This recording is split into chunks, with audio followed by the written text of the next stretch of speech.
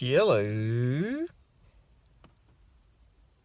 Well, it's snowing outside, and a perfect time to continue our exploration of the so-called law of belief that Joseph Murphy references several times in The Power of Your Subconscious Mind. I thought I'd just read a few more instances where he references the law of belief. And yeah, I will create a playlist probably after this video of just, these couple of videos where we talk about law of belief. But obviously, if you're into these ideas that we talk about in this channel, you understand that what you believe has a major effect on your life. And even if you don't necessarily go to the lengths that Murphy goes to, I think undoubtedly you would agree with me that belief has a major effect on how your life is going to play out. So in the helpful pointers section of actually the first chapter in The Power of Your Subconscious Mind, I'm not going to read all those pointers today, but I do want to read point 9. And point 9, Murphy writes, the law of life is the law of belief. A belief is a thought in your mind. Do not believe in things to harm or hurt you. Believe in the power of your subconscious to heal, inspire, strengthen, and prosper you. According to your belief, it is done unto you. All right, so this is what we've been going over. That's a good summation of what we've been talking about the last couple of videos. And,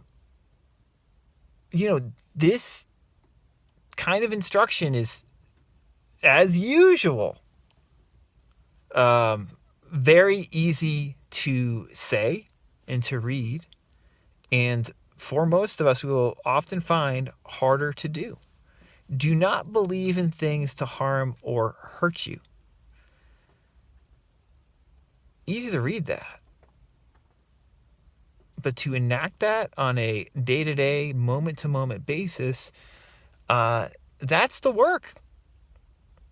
Because it's very easy to fall victim to believing in things that will harm or hurt you, that if we looked at them more positively, more with an I can overcome this isn't that big of a deal, this is totally solvable, this is going to work out for me even for the better in the long run. If we came at a lot of these issues that we perceive as problems in that much more positive, resolute way, we would get better results in our life, pragmatically speaking. But it's easier said than done. And that's why, we repeat this stuff over and over again, and why Murphy keeps on talking about it again and again and again. Do not believe in things to harm or hurt you.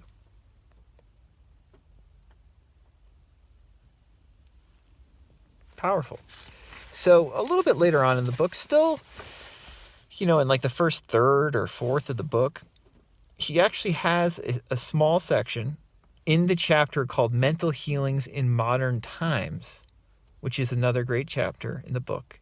He actually has a small section, Murphy does, called The Law of Belief. There's actually a section called The Law of Belief in this book. And it's pretty much what we've gone over the last couple of videos.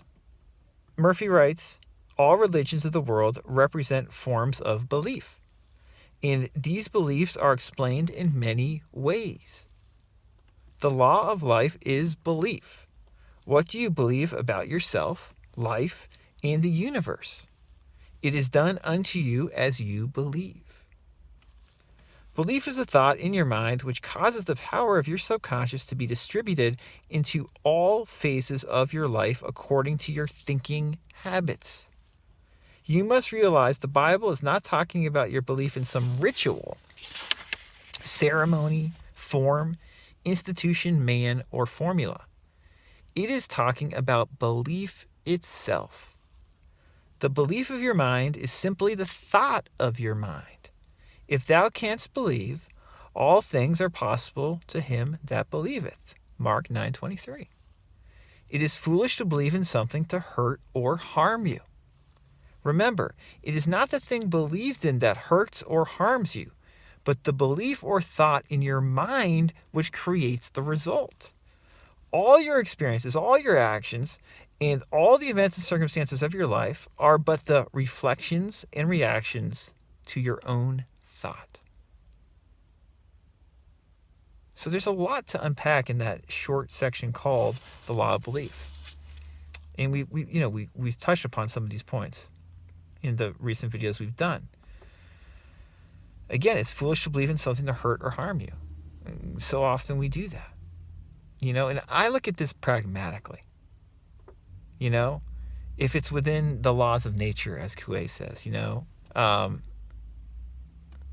clearly our beliefs, our belief systems can often be improved upon. We can think about things less negatively. To be frank, I disagree with Murphy, like I disagree with all these teachers, about various things, including statements like this. I disagree with when Murphy says all your experiences, all your actions, and all the events and circumstances of your life are but the reflections and reactions to your own thought. That is a broad, sweeping, Neville-esque statement that I just don't think is true. I think that's way too sweeping. How you think and feel and how you react shapes your life. But to say that all your experiences, all your actions, and all the events and circumstances of your life are because of the reflections and reactions to your own thought sounds kind of absurd to me. So I don't buy that. But as I always say, it's not about buying or believing in everything these LOA teachers say. It's about taking what resonates with you. And what resonates for me a lot is this idea of the law of belief, or this idea that belief is shaping your life and that it's foolish to believe in something to hurt or harm you. And that we can construct through our thinking, not just through our rational thinking, but by using our whole mind and body, better ways to think and believe, more positive, pragmatic ways. Do I believe that all your experiences are just shaped by your thought? Like that, that new thought, common new thought, theory, or what a lot of new thought teachers say? No, none of my experiences in my life indicate that for me. But they do indicate that if I change my thinking and my belief system to be more positive, I feel better. My reactions to life are better. That much I can tell you for sure. And I can also tell you that my external world often seems to improve when I feel better. And when I'm reacting to things less critically, less violently, right? Emotionally violently. When I'm more open, peaceful, joyful, and in touch with the eternal verities of life, as Murphy says, my life is better. So I don't need to view this in this all-encompassing, my thought and belief affects everything and shapes my world completely in order to benefit greatly from these teachings. Just wanted to emphasize that because it's important. So often we see this with Murphy, but we see it much more with someone like Neville and some of these other LOA teachers who use really, really sweeping language. We get swept away with their almost black and white viewpoint of Earth. Like it's everything or it's nothing. And I think the pragmatic nature of these tips and techniques is lost when we get too sweeping about this stuff. So I thought I would just read quickly the longer section that comes right after the short section, the law of belief, in the chapter Mental Healings in Modern Times, because it's a good follow-up to what we're talking about. And the section is called Prayer Therapy is the Combined Function of the Conscious and Subconscious Mind, Scientifically Directed. Listen to this. I think you'll like it. Murphy writes, prayer therapy is the synchronized, harmonious, and intelligent function of the conscious and subconscious levels of mind, specifically directed for a definite purpose. In scientific prayer or prayer therapy, you must know what you are doing and why you are doing it. You trust the law of healing. Prayer therapy is sometimes referred to as mental treatment, and another term is scientific prayer. In prayer therapy, you consciously choose a certain idea, mental picture, or plan which you desire to experience. You realize your capacity to convey this idea or mental image to your subconscious by feeling the reality of the state assumed. As you remain faithful to your mental attitude, as you remain faithful in your mental attitude, your prayer will be answered. Prayer therapy is a definite mental action for a definite, specific purpose. Let us suppose that you decide to heal a certain difficulty by prayer therapy. You are aware that your problem or sickness, whatever it may be, must be caused by negative thoughts charged with fear and lodged in your subconscious mind, and that if you can succeed in cleansing your mind of these thoughts, you will get a healing.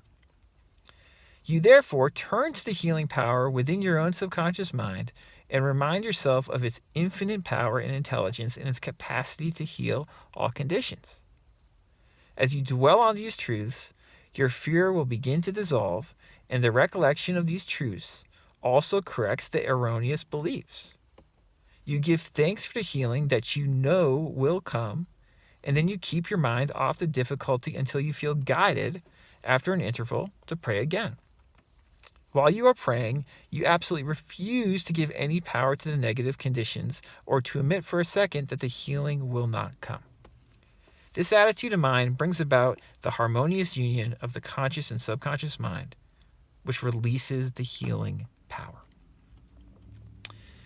This releasing of the healing power is similar to what Claude Bristol was talking about in one of the videos we did on this, saying that, doing all these rituals, whether it's black magic or white magic or, Aboriginal or Native American ritual or ceremony, whatever the ritual may be, it's often to evoke a feeling which releases energy, releases the belief so you believe it.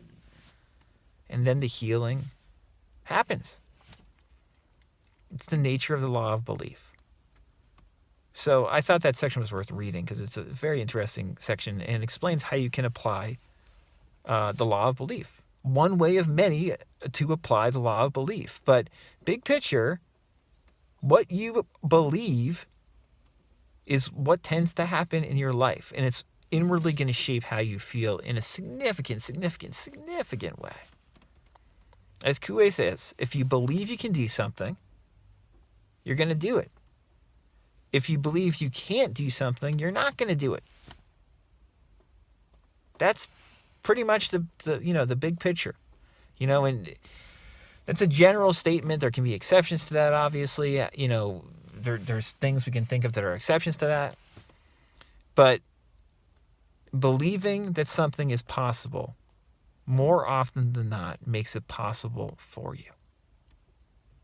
This is so much of these manifesting law of attraction, law of assumption ideas boil down to reduce to a pretty simple teaching.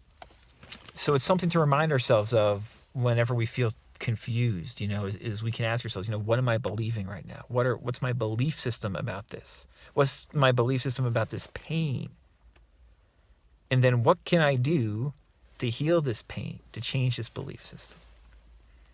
I think that's pretty clear. Any questions, let me know. RadicalCounselor.com. Until next time, have fun.